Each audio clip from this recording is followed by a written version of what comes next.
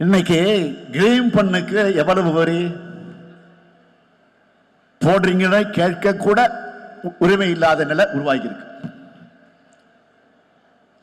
இந்த சூழல்ல மாநில சுயாட்சி வென்றெடுப்பதற்கான ஒரு அறிவிப்பு தான் இந்த பவள விழா செய்தியாக நான் சொல்ல விரும்புகிறேன்.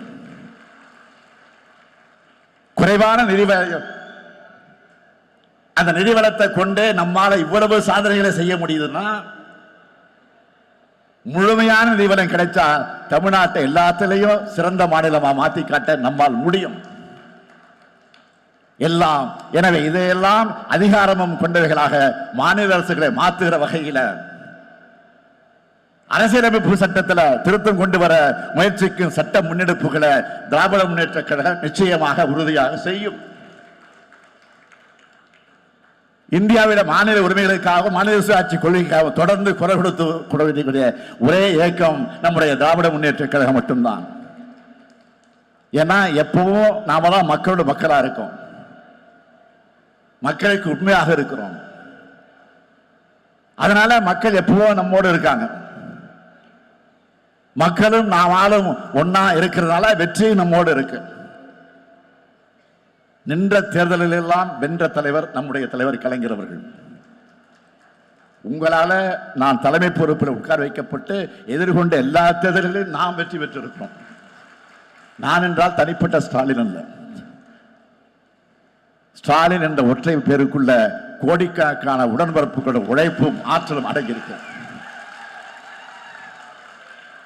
இந்த வெற்றிகள் எல்லாம் உங்களுடைய உழைப்பால், உங்களுடைய தியாகத்தால், உங்களுடைய செயல்பாடுகளால், உங்களுடைய நடவடிக்கைகளால் கிடைச்சிருக்கு. அது சாத்தியமாச்சு. இதுவரை நடந்த தேர்தல்கள் போலவே அடுத்தடுத்து வரப்போற தேர்தலை நாம தான் வெற்றி பெற போறோம். இதுல யாருக்கு சந்தேகம் இல்லை. நான் ஏதோ ஆணவத்தில் சொல்றேன்னு நினைச்சுக்காதீங்க. உங்க மேல இருக்கக்கூடிய நம்பிக்கையில தான் சொல்றேன். அதுக்கு மெத்தனமாவும் யாரும் இருந்துடக்கூடாது, இருக்க மாட்டீங்க என்பது எனக்கு தெரியும். எந்த இயக்கமாக இருந்தாலும் அதுக்கு கொள்கை தேவை, அதை செயல்படுத்த வீரர்கள் தேவை, வழிநடத்தும் தலைமை தேவை. திராவிட முன்னேற்ற கழகத்துக்கு தித்திக்கும் திராவிட கொள்கை இருக்கு.